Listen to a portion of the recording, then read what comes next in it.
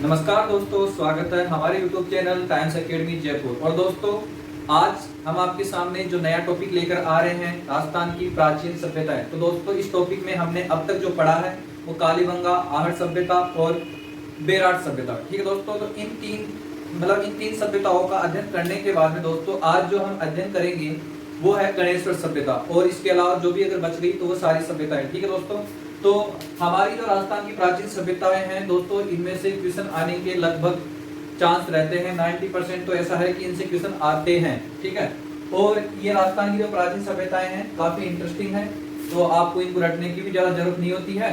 तो अब देखो, आप जो हम दोस्तों पढ़ेंगे वो है हमारी कौन सी सभ्यता? गणेश्वर सभ्यता। आज हमारी जो सभ्यता रहेगी दोस्तों, कौन सी सभ्यता है? गणेश्वर सभ्यता। तो गणेश्वर सभ्यता का अध्ययन हम 2-3 तरीके से करेंगे, ज्यादा कुछ खास नहीं है। तो देखो, आप गणेश्वर जो सभ्यता है दोस्तों, ये कहाँ की सभ्यता है? तो दोस्तों ये सभ्यता है नीम का थाना, सीकर। नाम सुना है आपने? तो यहाँ कोष्टक में नहीं बल्कि वैसे पूरा ही बता ही देता हूँ कि ये कहाँ की सभ्यता है दोस्तों। ये सभ्यता है नीम का थाना। नाम सुना है आपने? नीम का थाना, सीकर में। ठीक है, कौन सा क्षेत्र आता है सीकर में? शेखावटी क्षेत्र का सीकर जो है उसमें भी एक क्षेत्र है नीम का थाना, तो वहां पर ये सभ्यता का विकास हुआ था। ठीक है दोस्तों, अब देखो, आप नीम का जो थाना है दोस्तों, उसके अंदर जैसे गणेश्वर जो सभ्यता मिली है, तो दूसरा क्वेश्चन ये आता है कि जो गणेश्वर सभ्यता है तो किस नदी के किनारे है और किस नदी के किनारे इसका विकास हुआ है। तो दोस्तों आप इतना सा ध्यान रखो कि जो नदी है वो इसकी है कांतली नदी। क्या दोस्तों? कांतली नदी। ये इसके 2 क्वेश्चन कंप्लीट हो चुके। तो इनके ये 2 क्वेश्चन है, ये वाला इंपॉर्टेंट है। इसके बाद में अगर दोस्तों हम बात करें इसके उत्खनन की, तो दोस्तों इसके उत्खनन की जो है वो 2 प्रकार से है। कैसे कैसे उत्खनन हुआ है तो वो देखो आप। उत्खनन में दोस्तों हमें 2 चीज मिली है।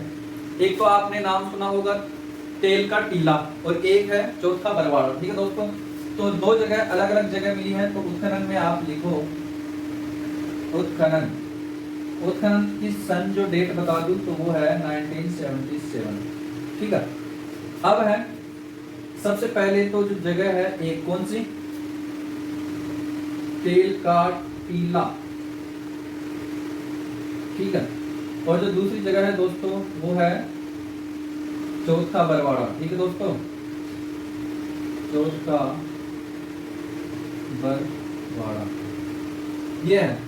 तो तेल का टीला और चौथा बरवाड़ा जो अलग अलग है, तो दोस्तों इनके जो उत्खनन करता भी है वो भी अलग अलग है। ठीक है दोस्तों, तो अपना जो तेल का टीला है दोस्तों, इसका जो उत्खनन करने वाला व्यक्ति है वो तो फेमस व्यक्ति है कौन? आर.सी. अग्रवाल। और इसका जो है अपने विजय कुमार, ये भी काफी फेमस थे। तो ये हो गए उत्खनन करता। अब है इसके आगे के जो क्वेश्चन आते हैं दोस्तों, ये है इसमें लगभग जितने भी उपकरण हैं वो सारे तांबे से निर्मित थे। तो मतलब ऐसा है कि उनमें 99% क्या है? तांबा यूज किया गया था। तो ताम्र युगीन सभ्यता जो है उसकी जननी है। क्या है दोस्तों? ये क्वेश्चन आता है, ताम्र युगीन सभ्यता की जननी है। ताम्र युगीन सभ्यता की जननी इसको बोलते हैं क्या दोस्तों? ताम्र युगीन सभ्यता की जननी बोलते हैं इसको, गणेश्वर सभ्यता को। और इसमें जो अवशेष प्राप्त हुए हैं वो कैसे कैसे हुए हैं, तो वो तो मैं आपको अवशेष के लिए तो वही है, एक नॉर्मल ट्रिक बताऊंगा कैसे क्या हुआ है। ठीक है, तो अब यहाँ पे जो आगे है, आगे इसमें दोस्तों अगर मैं बता दूं आपको तो इसका एक कालक्रम है। तो कालक्रम क्या है दोस्तों?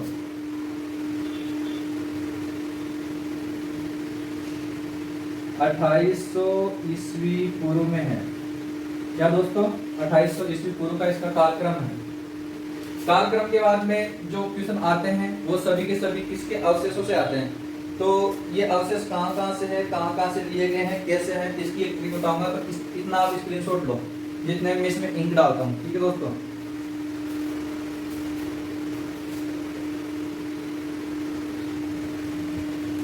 यहाँ तक जो थे ये केवल बेसिक क्वेश्चन थे। ठीक है, इसके बाद में जो अवशेष से क्वेश्चन आते हैं वो किस प्रकार से आते हैं इसका आप स्क्रीनशॉट ले लिए होंगे, यानी इसको आप लिख लेते तो बहुत बढ़िया है, साथ ही साथ आप लिख लिया करो। ठीक है दोस्तों, तो देखो आप जो आगे है दोस्तों हमारे पास में वो इसके अवशेषों की बात करेंगे, किस प्रकार से क्या अवशेष मिले हैं। तो दोस्तों वही है, कहानी टाइप में आपको बताऊंगा कि किस प्रकार से मतलब एक कहानी बनी है, कैसे बनाया हूं, तो वो देखो आप कैसे क्या हुआ है। ठीक है, तो दोस्तों ऐसे मान लो कि ये घर है, ये घर है, ठीक है दोस्तों। इस घर में एक तो है कुत्ता, एक है इसमें ऊंट, और जो ये मकान बना है दोस्तों देखो, जो ये मकान है, मकान किसका बना है, पत्थरों का। ये इंपॉर्टेंट है कि पत्थरों का मकान बना है, ये वाला, ये जो मकान बना है पत्थरों का बना है। ठीक है, इसके अलावा इसमें फर्श भी था, फर्श अलंकृत है, अलंकृत। ठीक है, फर्श के बाद में दोस्तों इसमें मिला है खंडित सात्या, खंडित सात्या या स्वास्तिक जिसको बोलते हैं अपन, वो। ठीक है, इसके अलावा इसमें मिली है एक परिनली, परिनली को हम क्या बोल सकते हैं दोस्तों, हैंगर। क्या दोस्तों, हैंगर मिला है, परिनली है, हैंगर मिला है। तो ये 5 चीज हो गई। क्या क्या, कुत्ता मिला है, ऊंट मिला है, मतलब यहाँ पर कुत्ते के अवशेष मिले हैं, ऊंट के भी मकान जो है वो पत्थरों से था, और फर्श जो है वो अलंकृत था, मतलब है कि फर्श वो आता ना पक्का फर्श, वो अलंकृत है। इसके अलावा खंडित सात्या मिला है, और परिनली, परिनली का जो भी है मतलब हैंगर मिला है। ठीक है दोस्तों, अब इसके अलावा ये तो हो गए अपने जो साधारण साधारण से थे जिनसे क्वेश्चन बनते हैं। अब देखो आप जो विशेष चीज है वो देखो दोस्तों, मैं बताया हूँ कि यहाँ ये कौन सी सभ्यता है, ताम्र युगीन सभ्यता है। तो इसमें जो सारे उपकरण हैं वो लगभग 90% यानी पूरे टोटल ही जो भी है 99% सारे तांबे से हैं। तो तांबे से निर्मित जो उपकरण है वो कौन कौन से हैं, तो वो अवशेष कौन कौन से, देखो ये है तांबे से निर्मित, तांबे से निर्मित। तो दोस्तों कौन कौन से मिले हैं, कहाँ कहाँ से मिले हैं, तो देखो जो पहला मिला है दोस्तों वो मिला है संदूक, तांबे से निर्मित पूरा संदूक मिला है। दूसरा मिला है दोस्तों क्या, संदूक के साथ में बाणग्रह है, तीर है, तीर कमान जो आता है वो। इसके बाद में दोस्तों अगर हम बात करें तो यहाँ पर मछली पकड़ने का कांटा मिला है, मछली पकड़ने का कांटा। ठीक है, 5वीं चीज मछली पकड़ने का, और ये क्या है, खंडित, क्या मिली है, खंडित नाव। दोस्तों इस सारी जो चीजें बता रहा हूँ ये तांबे से निर्मित है। ठीक है, खंडित नाव मिली है। संदूक को उस समय उनकी जो लैंग्वेज थी उसमें मेरी बोलते थे, क्या दोस्तों, मेरी बोलते थे उसको। ठीक है, इसके अलावा दोस्तों आगे जो है वो देखो आप, खंडित आ गया, ये तार। ठीक है, इसके अलावा बस ये है। ठीक है, अब देखो हम चलते हैं दोस्तों, 1 मिनट रुको दोस्तों, कुछ काम है।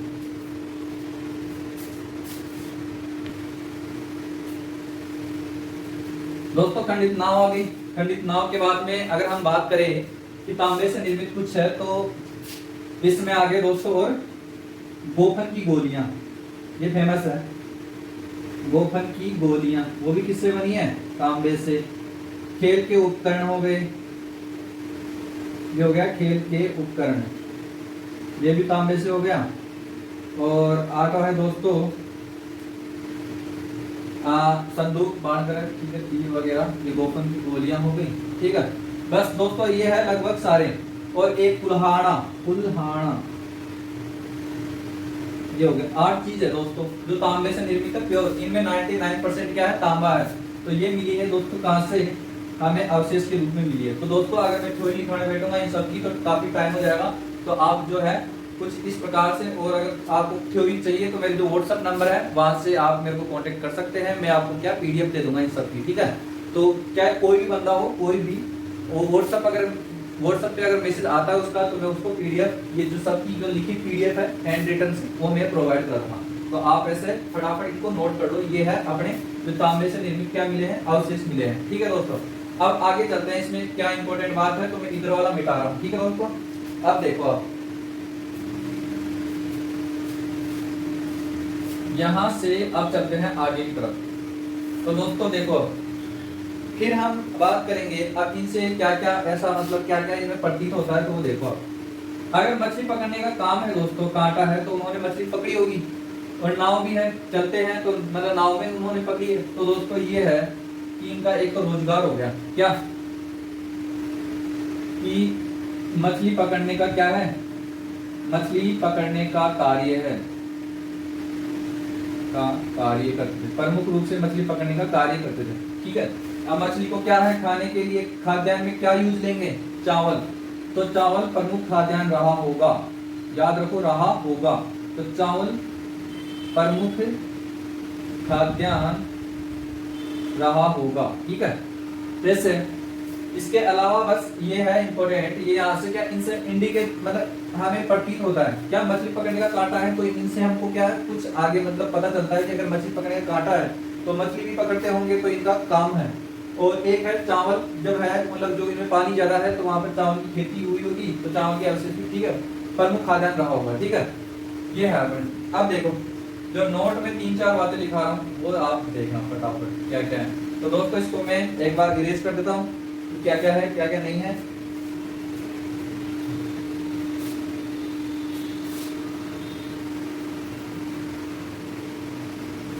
दोस्तों जो नोट में पहली बात लिखने वाला हूं वो देखो आप, यहाँ के जो उपकरण है वो 99% किससे बने हुए हैं, तांबे से। ठीक है, पहली बात है यहाँ के उपकरण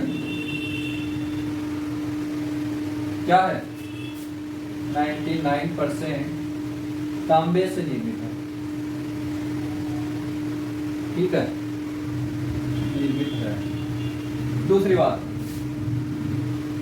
यहाँ से जो खंडित हाथी दांत मिला है, क्या दोस्तों यहाँ से खंडित हाथी दांत मिला है।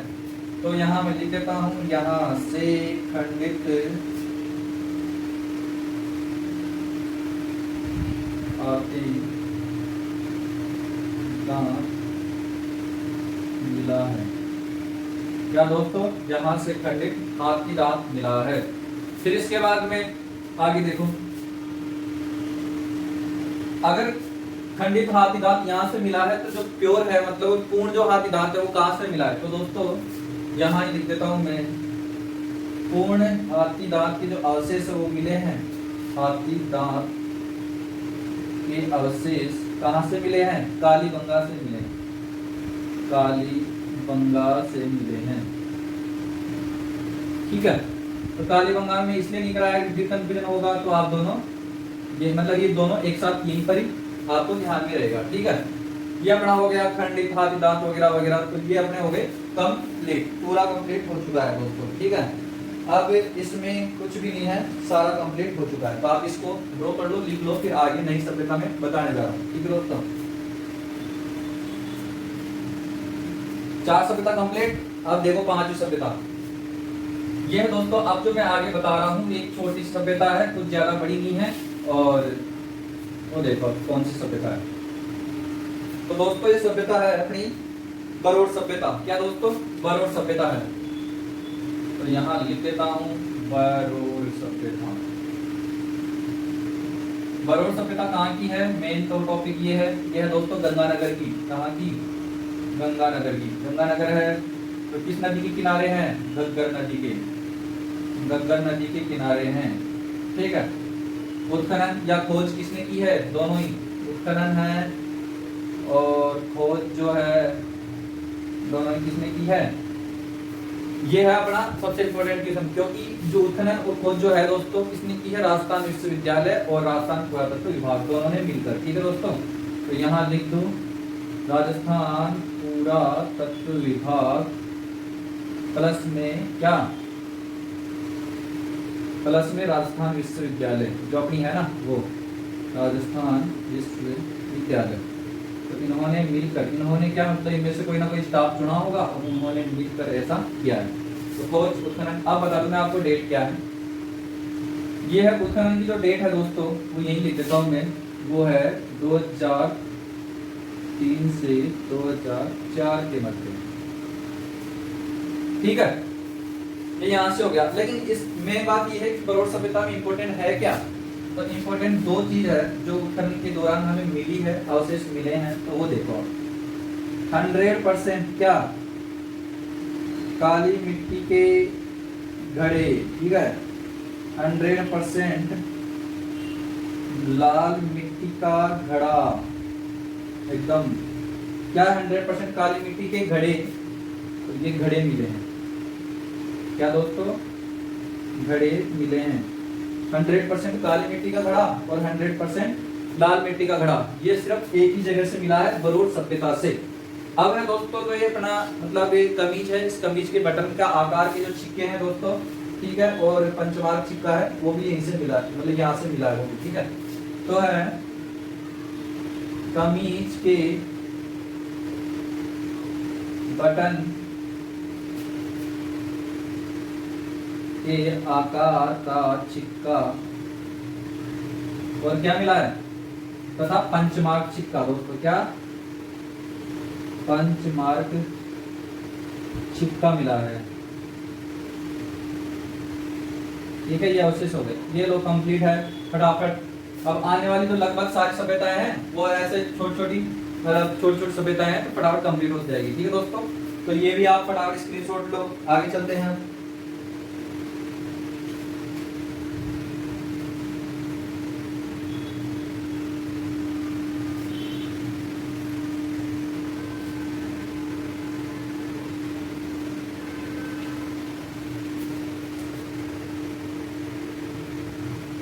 हाँ दोस्तों, आगे बताऊं मैं आपको।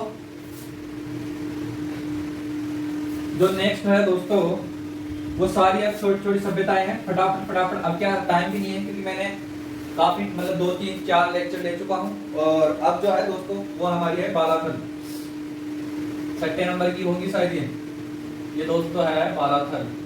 तो बालाथल कहाँ की है दोस्तों, बालाथल का नाम जब भी आए तो दोस्तों ये सभ्यता है उदयपुर की, और उदयपुर की लगभग सारी सभ्यताएं कहाँ पर बची होंगी तो उसका भी मैं अंदाजा बता दूंगा। कहाँ, ये उदयपुर की है दोस्तों।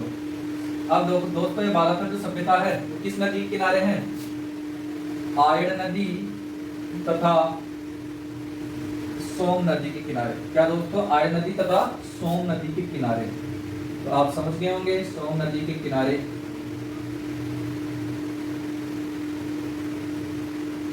अब दोस्तों जो इसके खोज करता और उत्खनन करता है वो दोनों एक ही है, क्या नाम है उनका,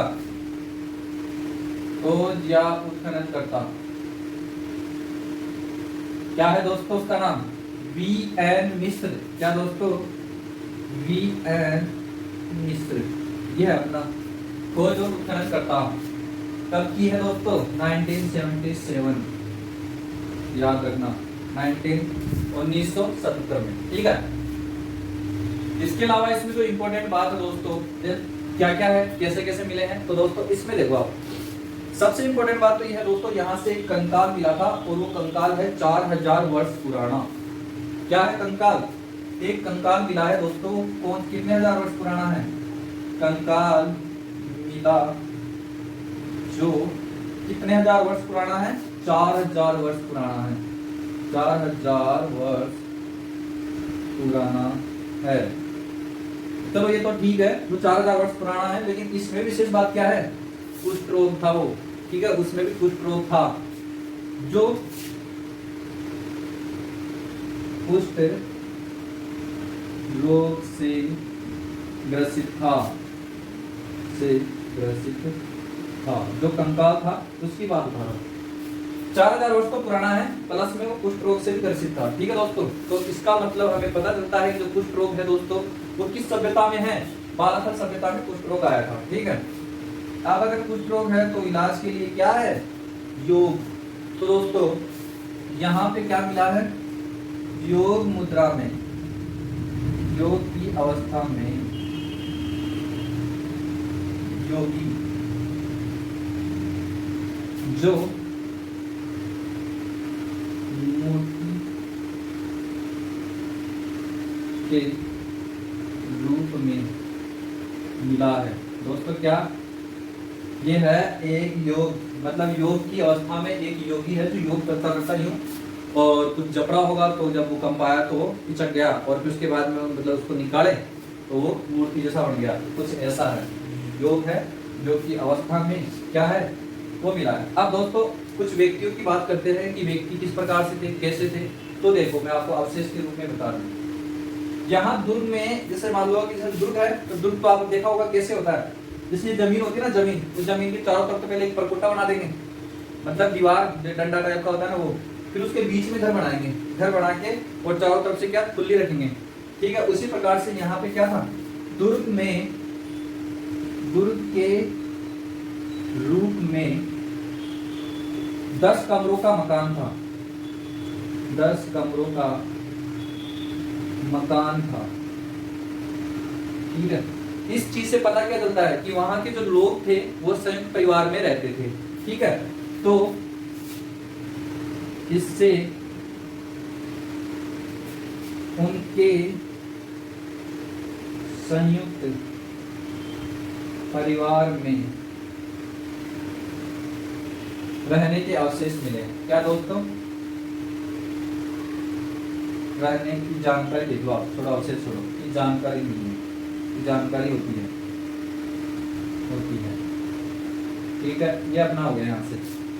फिर अगर आगे हम दोस्तों बात करें तो इसमें कुछ खास नहीं है, और बस ऐसा है, ये जो बालाफल है, आहड़ नदी जो है ना, आहड़ नदी, तो इसके किनारे कौन सी सभ्यता थी, आहड़ सभ्यता थी।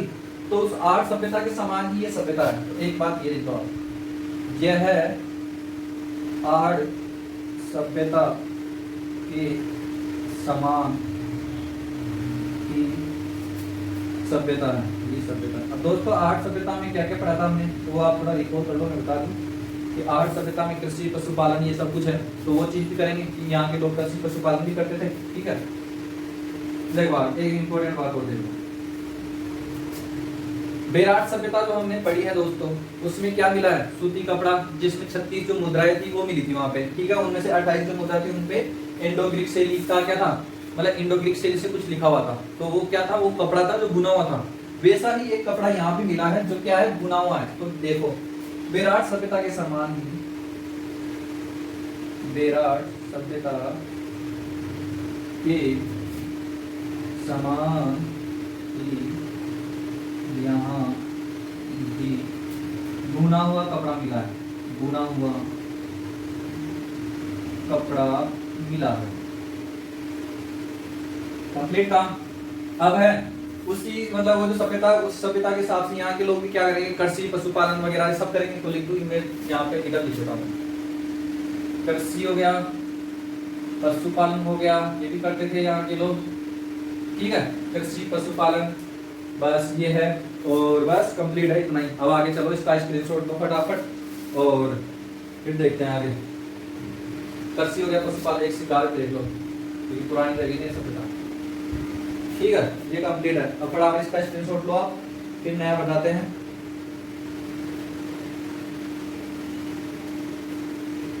देखिए दोस्तों, इसमें स्क्रीनशॉट, जगह जो है उदयपुर है दोस्तों। अगर इसमें तहसील का नाम भी पूछ लेना इस उदयपुर में, क्योंकि यहाँ मैं गया हूँ, तो दोस्तों ये वल्लभ नगर की तहसील है। तो लास्ट टाइम हम 2017 में जाके आए थे, तो उस समय की बात है, वल्लभ नगर की तहसील हुई, वल्लभ नगर की तहसील में ये है दोस्तों, ठीक है। बस इतना था, ये एक्स्ट्रा जानकारी है, ठीक है। बस कंप्लीट है। इसके अलावा अब देखो आगे। अब दोस्तों जो आगे हमारी सभ्यता होने वाली है वो परवत्सन नागौर से रिलेटेड है। परवत्सन नागौर का जब भी नाम आए ना दोस्तों, तो एक चीज दिमाग में आपके होनी चाहिए, क्या, जो संत मीरा है वो दिमाग में होनी चाहिए, ठीक है। तो आगे जो हम 7 नंबर की है सभ्यता, ठीक है दोस्तों। अब जो पढ़ेंगे हम आगे पुराना सभ्यता। पुराना सभ्यता है कहाँ की, पहले तो ये बताओ। ये दोस्तों है परवत्सर नागौर। ये नाम जब भी आया ना तो एक नाम दिमाग में याद रखना, क्या, संत मीरा, ठीक है। परवत्सर नागौर की है।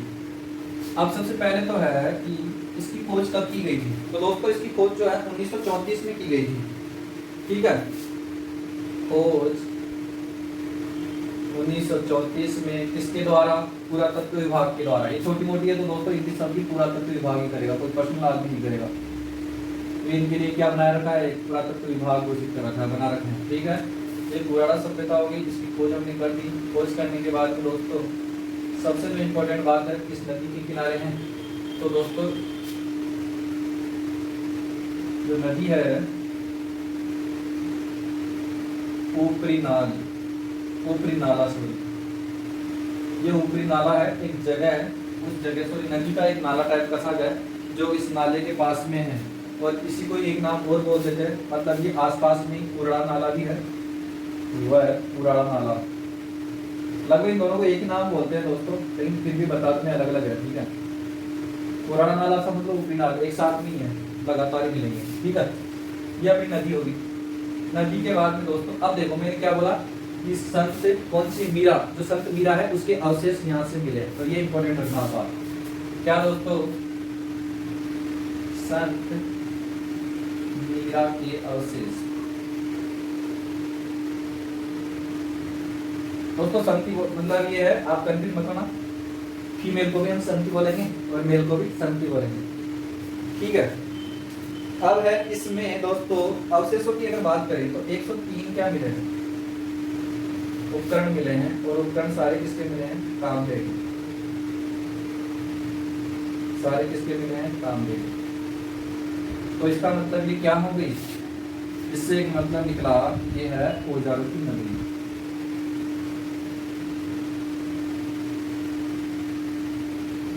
कंप्लीट काम, ये हो गया अपना विशेष, ठीक है दोस्तों। इसके बाद में अगर हम बात करें कि ये जो सभ्यता है उससे क्या क्या है, डेगाना जो जगह का नाम है ना दोस्तों, डेगाना के पास स्थित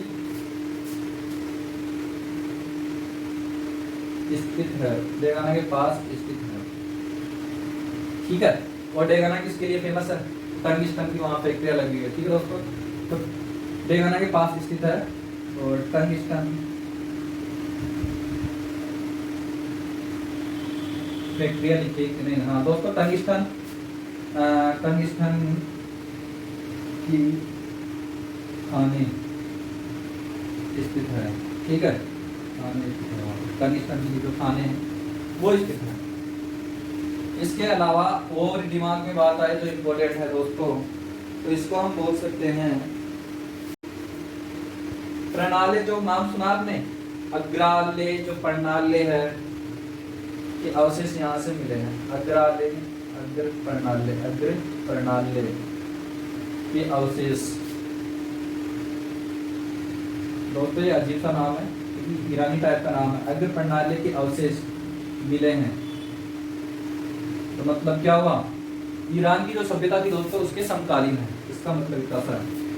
तो ईरान की सभ्यता से मेच समझ लो या समकालीन समझ लो, कि सभ्यता से मिलते थे,